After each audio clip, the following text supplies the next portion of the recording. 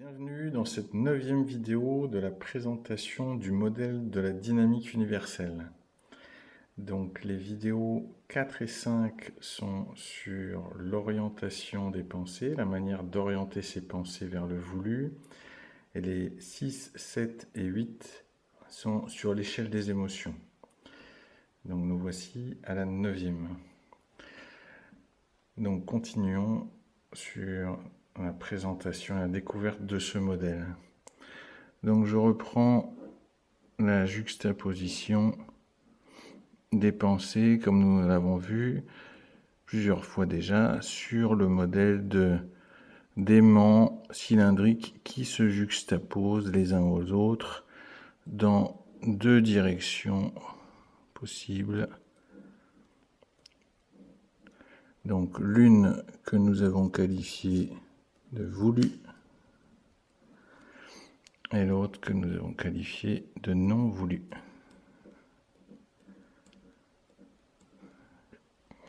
Et nous avons vu donc que le mixte des pensées, la proportion des pensées entre le voulu et le non voulu peut varier.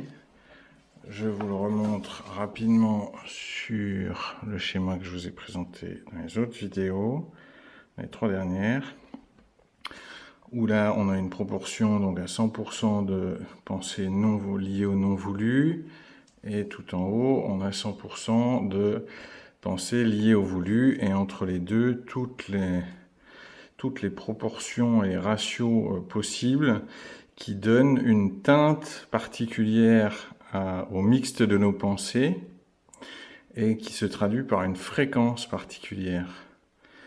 Donc l'idée de teinte particulière, on sait que les couleurs sont aussi des fréquences, donc ça peut vous aider à vous dire que chaque pensée, chaque mixte de pensée qui va rentrer en résonance, y compris avec des événements, a sa teinte particulière, sa fréquence particulière. Les événements ayant eux aussi leur fréquence particulière, comme les réactions aux événements ont des fréquences particulières. C'est-à-dire que ce soit dans les pensées, donc dans les émotions comme on l'a vu, dans les événements, dans nos réactions aux événements, dans notre état d'esprit de manière générale, il y a toujours plus ou moins une portion de voulu, une portion de non voulu. Donc soit une portion totale de non voulu, une portion totale de voulu, ou toutes les possibilités entre les deux.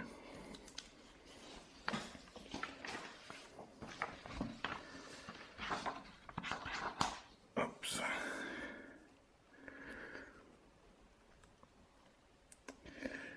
Donc là, ici, on va prendre une situation vraiment sympa où quasiment toutes les pensées sont orientées vers le voulu.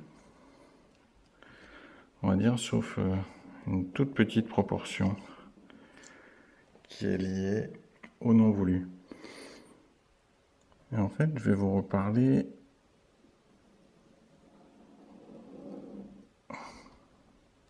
du champ énergétique qu'il y a autour.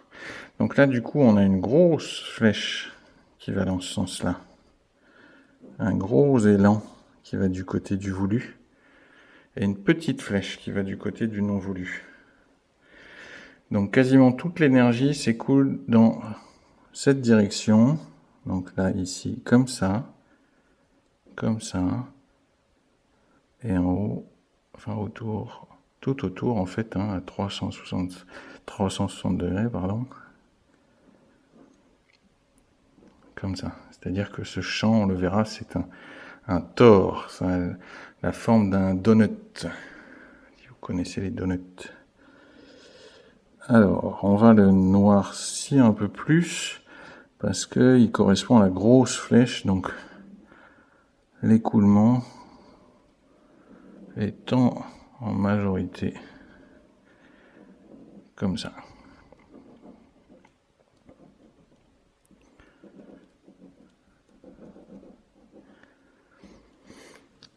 Donc c'est-à-dire que toutes les pensées vont vers le voulu et même si on a une prise de conscience, un retour sur soi, donc cette idée de champ d'énergie, le champ d'orientation de l'attention, c'est aussi l'idée de conscience, de retour sur soi, de feedback. Donc même si le feedback, là, il repasse par du non voulu, en fait, l'élan est tellement fort qu'on va pas rester bloqué sur ce non voulu. On va l'ignorer ou faire, voilà, comme on va prendre en considération qu'il est vraiment minoritaire, cet aspect non voulu, et on va continuer, donc facilement, entraîné par l'élan, à alimenter le voulu, et donc les pensées suivantes vont continuer à se mettre de ce côté-là. Mais malgré tout, on a mis là une petite proportion de non voulu. Donc on a aussi une circulation que je mets juste avec un trait fin dans ce sens-là, qui correspond à cet écoulement. Donc il fait ça et qui passe dedans. Donc on va faire la même chose là à l'extérieur, qui va dans ce sens, donc qui s'écoule par là.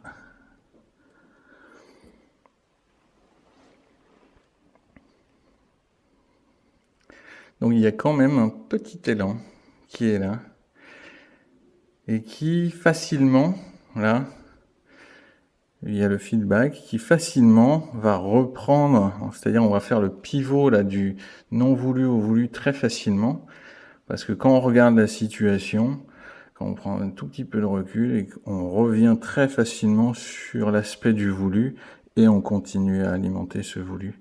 Donc on passe facilement de l'énergie du non voulu au voulu, parce que cet élan-là pèse vraiment pas lourd par rapport à cet élan-là qui nous mène très facilement à orienter nos pensées et à ce que les pensées qui viennent s'ajouter aillent du côté du voulu. Donc ça, on retrouve un ensemble de pensées. Et ce que je voudrais, c'est vous faire intégrer aussi l'idée que cet ensemble, il peut être représenté à nouveau par un seul aimant. Donc avec là, on avait une toute petite couche liée au non voulu. Et que donc on a contracté tous les aimants là en un seul. Mais en fait, c'est la réalité. C'est-à-dire que vous mettez 10 aimants ou 100 aimants ou 1000 aimants les uns à côté des autres, vous avez toujours un seul aimant, toujours une entité avec une polarité. Donc là, on peut reproduire cette multitude en une entité et retrouver notre champ. Donc là, on avait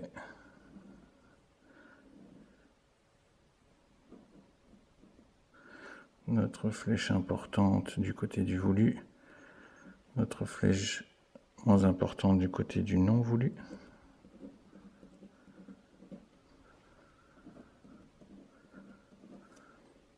Et notre circulation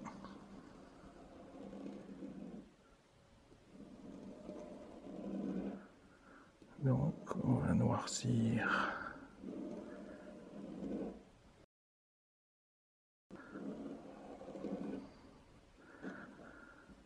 hop comme ça, hop dans ce sens. Donc qui peut faire un feedback, un retour, qui peut prendre conscience du non voulu mais qui ne s'y attarde pas et qui continue dans la direction du voulu. Même si cet élan existe aussi et qu'il y a aussi un retour. Tac.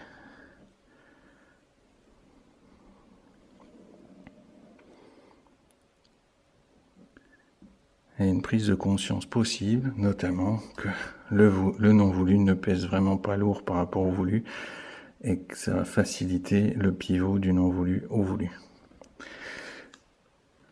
Alors, cette idée, c'est de revenir à la notion de modèle fractal. Fractal, c'est un modèle où, quelle que soit l'échelle à laquelle on observe ce qu'on observe, on retrouve toujours la même forme, le même modèle. Et donc on peut zoomer infiniment vers le petit, on va trouver toujours le même modèle. On peut dézoomer et s'éloigner dans l'infiniment grand et on va toujours trouver le même modèle. Donc c'est pour intégrer que ça peut être une pensée, mais comme on a vu dans la vidéo 3, ça peut être une forme pensée lorsque la pensée prend de l'élan. Puis plus loin, une manifestation, c'est-à-dire par exemple un état de santé ou un événement. Et plus loin, ça peut être une disposition à réagir, qui est plus importante dans le sens, comme on a vu dans la vidéo 3, elle a plus d'élan, la disposition. Parce que la disposition à réagir, souvent, même si l'événement il a duré peu de temps, la disposition à réagir, elle peut durer des heures, des jours, des mois, des années, des décennies pour certains. Certains ne s'en libèrent simplement pas, de leur vivant en tout cas. Donc une disposition à réagir, ça peut représenter aussi l'état d'esprit sur un sujet particulier, la santé, les finances, les relations, ou toute autre chose, pour un individu, ou ça peut être sur un sujet pour un collectif, restreint ou global, ou ça peut être tout sujet confondu, l'état d'esprit, tout sujet confondu, pour un individu, pour un collectif restreint ou pour le collectif global. L'idée, c'est quand même d'utiliser ce modèle pour avancer individuellement, c'est-à-dire le mettre en application, et ainsi favoriser l'application au niveau collectif. On pourrait très bien observer de manière scientifique où s'oriente l'attention du collectif au niveau global, notamment très facilement à travers les réseaux sociaux, les réactions aux informations qui sont diffusées à la fois sur les réseaux sociaux ou sur les médias, et voir si l'attention s'oriente vers le non voulu ou vers le voulu. Très instructif. Ça peut être aussi temporairement vers le non voulu. Et puis ça permet de réaliser certaines choses, de faire le demi-tour et de prendre une autre direction. De définir à travers ce qui est non voulu, de pouvoir définir le voulu et de placer son attention dessus. Alors je vais quand même prendre un exemple trois exemples d'événements. Alors là, qui correspondrait à ça. Alors là, par exemple, on aurait le repas de Noël, excellent, mais avec une légère inquiétude parce que j'ai trouvé ça un peu gras et que il peut y avoir une sensibilité à s'inquiéter de est-ce que je vais devoir faire beaucoup de sport après pour perdre ce que j'aurais gagné si mes pensées sont liées au fait que je vais grossir quand je mange des calories, ce qui est un état d'esprit, l'état d'esprit le plus développé, qui fait une relation directe entre la quantité, le nombre de calories et le poids pris, qui, je tiens à dire, n'est pas systématique. Il y a des gens qui mangent énormément, pas du tout avec le même état d'esprit et qui ne prennent pas un gramme. Ça peut être aussi une condition physique, c'est-à-dire je me sens vraiment globalement bien, j'ai fait du sport, mais j'ai quelques courbatures parce que j'ai fait de l'activité et j'ai juste conscience de ça, quelques sensations désagréables. Donc il y a une petite partie de mon attention qui est orientée là-dessus, mais globalement je me sens bien et donc j'y prête peu attention. Après, on peut avoir des situations complètement différentes. Là, j'ai pris une orientation du côté du voulu. On pourrait avoir une orientation du côté du non voulu, où là je reprends le schéma précédent, où donc la flèche importante serait du côté du non voulu, et la petite flèche serait du côté du voulu, où quasiment toutes mes pensées sont liées au non voulu. Et un événement, ça peut être justement la maladie ou la crainte de la maladie, et que l'attention soit liée à ça. Avec quelques pensées liées du côté du non voulu, mais qui peuvent grandir et alors reprendre la certitude que tout va bien se passer notamment. Si je remets celui-ci, ça j'aimerais vous le faire comprendre aussi à travers l'idée d'un tuyau d'arrosage. Un tuyau d'arrosage, si vous le laissez fonctionner, il y a un maximum d'écoulement possible du flux dans la direction vers la sortie du tuyau d'arrosage. Et ce flux, je vous rappelle, vers le voulu, c'est aussi l'échelle des émotions, donc vers le bien-être. La vie est orientée vers le bien-être, vers le voulu. Et donc si on laisse le tuyau d'arrosage fonctionner normalement, on va toujours aller vers le voulu et vers le bien-être. Par contre, si à travers nos pensées de résistance, on pince là une partie du tuyau, ça peut être juste légèrement pincé, mais ça peut être aussi bloqué complètement. Alors on aura moins ou carrément plus d'écoulement du bien-être et il ne nous restera que le mal-être, donc une souffrance plus ou moins grande, mais c'est quand on bloque tout. Quand on bloque tout, ça s'appelle notamment la dépression, et là c'est très difficile à vivre.